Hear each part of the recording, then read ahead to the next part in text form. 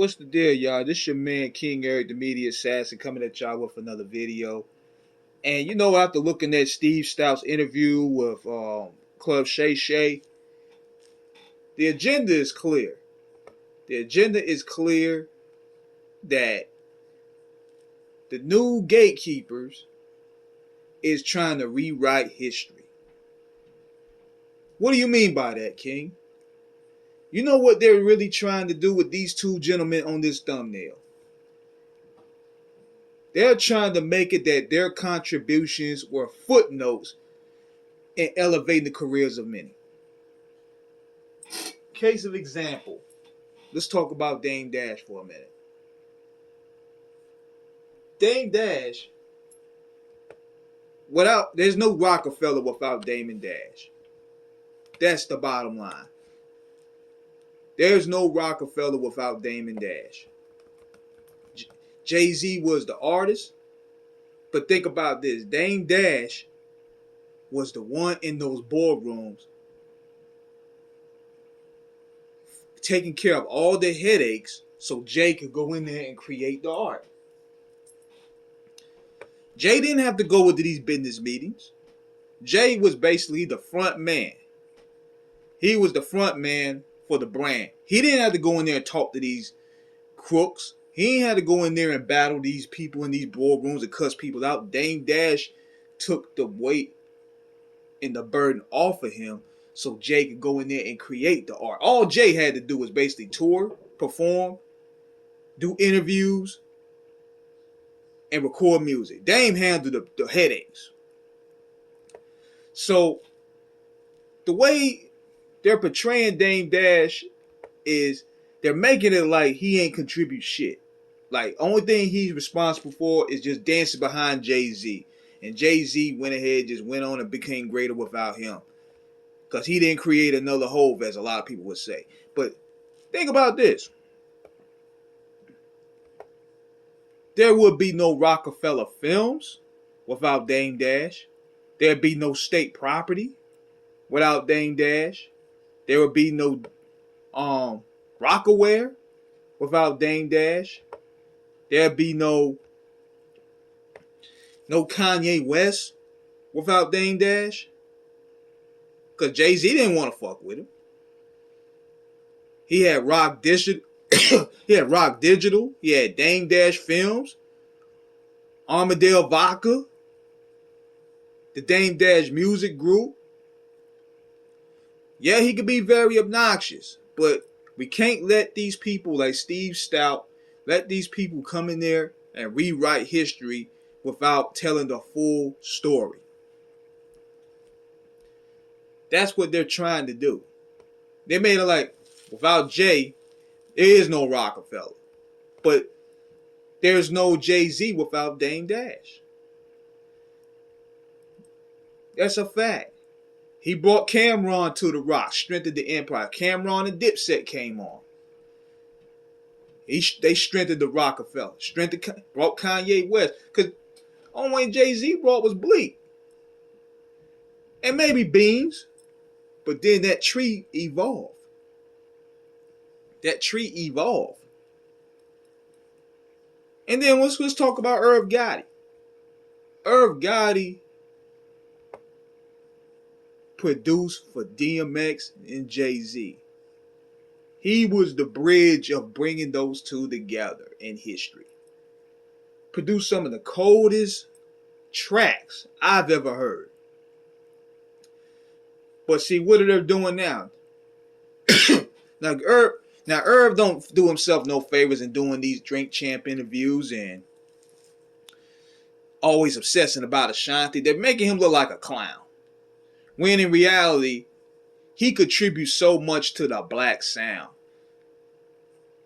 His ear to the street, his ear to the music can't be denied. He didn't understand what was going on. He understood what was going on with the culture in terms of how to make Ja Rule stand out to be his own man.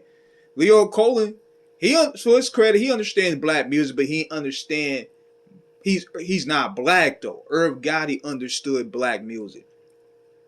And big shout out to my man Damian Young, because we talked about this. We're going to definitely talk about this on part 2 of Off the Cuff Radio interview. He talked about how he brokered Ja Rule's record, and that gave them a big following in the West Coast. That's why you seen them in the Shay Shice video. And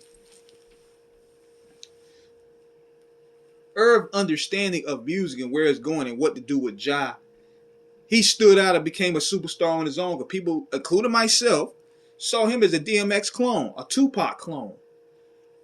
And Lior wanted him to basically be like he wanted to do Veni Veni Vici too, which was a dope album. But Ja needed to be his own man. So what he did, he grew the hair out. Excuse me. He grew his hair out. He started singing more. And it worked. And it worked.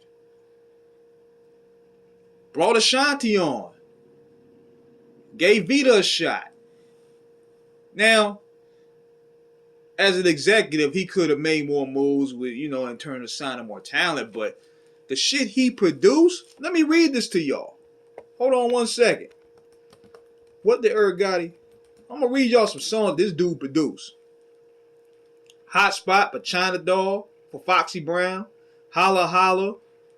Grand Death Finale. With DMX, Ja Rule, Method Man, and Nas. Hold on, I'm going to read y'all some more. He was responsible for that 90s renaissance.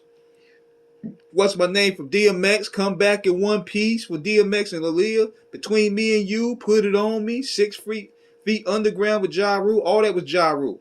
How We Roll with Big Pun, I Cry with Ja Rule, I'm Real, Jennifer Lopez, Always On Time, Living It Up, Ain't It Funny, What's Love with Fat Joe and Ja and Ashanti, Foolish, Rainy Days, Down Ass Bitch, Irv Gotti, Gangsta Lover with Eve and Alicia Keys,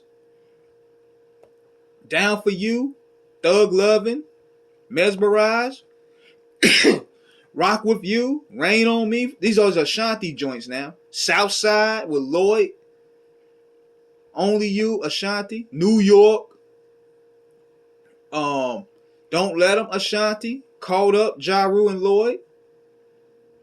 Come on, bro. Come on, man. And I ain't even start with the Jay-Z stuff. Produce Can I Live? Produce Crime Story, The Int with Little Rob. Can I Get a What with Little Rob? Veni Veni Vici album. Bleak's album. 3 joints off of Nigga Please with ODB. Watch Me with Lil Rob. Him and Lil Rob did a lot of work together. So I think they doing share credit on that. So give Irv Gotti his flowers on that end, bro. I know he could be very obnoxious. He could be annoying. But Irv and Dame, they deserve more props than given. But see, these niggas are now... Well, look what's going on, too. They're putting everything associated with the opposition of the winner. You notice these niggas don't never ask Jay-Z nothing about Roc-A-Fella or Dame, but they always asking Dame. You notice they never ask 50 Cent anything about Ja Rule, but they ask Ja Rule everything about 50 Cent or Irv Gotti about 50 Cent. You see how this is playing out? And they're making it like, oh man, these dudes, they on top. And then when they respond to the disrespect, they looked upon as people that's bitter and jealous. And I'm like, yo, why don't you ask 50 Cent about Ja? Why don't you ask Jay-Z about Dame for once? But yet, when these dudes respond to disrespect, like 50 going out of nowhere and troll niggas, they're seen as the people that's being, they're jealous and bitter. See, people only side with who they see as winning. And right now, 50 and Jay-Z are seen as the ones that's the victors. So there's nothing Dame and Irv can really do to public perception, which is unfortunate. And it makes them look small time in the eye of the fans, sadly. But I just wanted to acknowledge them here, because they're responsible for that late 90s Def Jam renaissance, not Lyor Cohen. Dame Dash, Irv Gotti, they brought the sound.